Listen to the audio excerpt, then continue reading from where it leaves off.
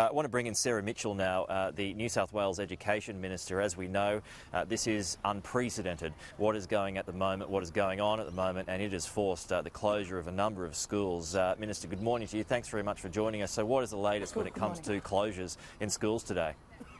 So today we currently have 578 schools across the state that will be closed. That includes over 300 government schools and also over 100 Catholic and 100 independent schools. So a significant number not operational today because of the risk of these fires. How many students does that involve? Look, we think it's going to impact potentially tens of thousands of students. It is a big number of schools, but we've made the decision that we would much rather err on the side of caution. We don't know what today will bring. We hope it will be uneventful, but we want to make sure our students are safe, and that's why the schools will be shut. What is the concern? What is the major concern which has led to the closure of so many schools?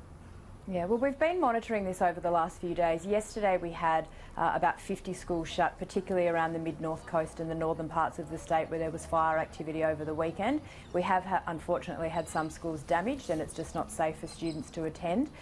We also have a process in place in any areas when a catastrophic fire warning is issued. Schools that might be close to bushland, to nature reserves, they automatically shut. So we were giving advice to those schools early yesterday. And then throughout the day yesterday, upon advice from the RFS, areas where there's high risk, we would much rather keep students out of harm's way, not have them go to school today, rather than try to be dealing with mass evacuations potentially throughout the day. We just want to take that safety and cautious approach. Sure. Where are the majority of the school closures, Minister?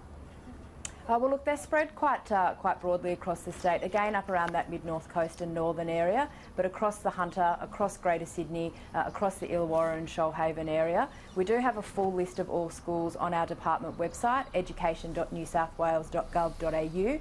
We've also contained information there about independent and Catholic schools, so any parents or families who are unsure if their school is operating should go to that site.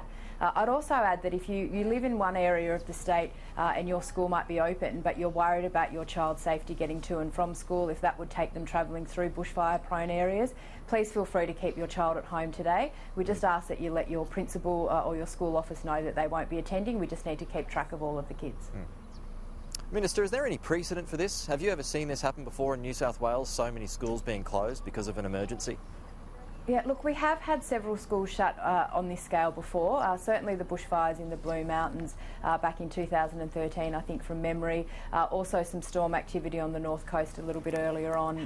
That was a requirement too, but we would be up there certainly on par with the most number of schools that we've shut today due to emergency situations, so it is pretty serious.